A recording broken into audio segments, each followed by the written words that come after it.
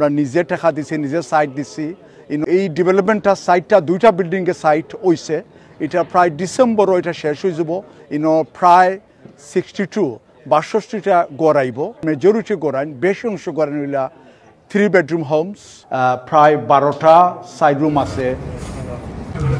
আমি খুবই খুশি আজকে আমরা আনোয়ার রোড বোথ একটা সাইটও আমরা আইছি, যেটা 100% কাউন্সিল ডেভেলপমেন্ট।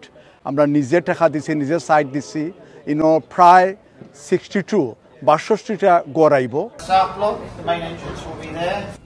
খাস আমরা সোলের আরও গড়বাড়ি আর তা আমি আশা করলাম যে মানুষের লাগি গড়বাড়ির যে সমস্যা অবশ্যই আমরা আছে, এটা থাকবো।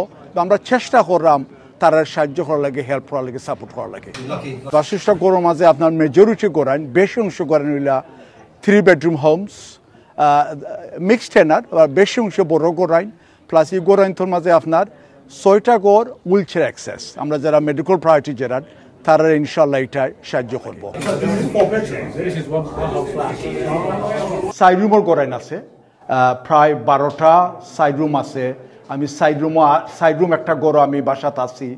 সাইজটা বড় সাইজ, সুন্দর সাইজ, এটা লার্জ ফ্যামিলিরে অ্যাকোমোডেট সুন্দরভাবে করা যায়। Celebrating the topping out of a really great building that's been designed from the ground up just to meet the needs of local people.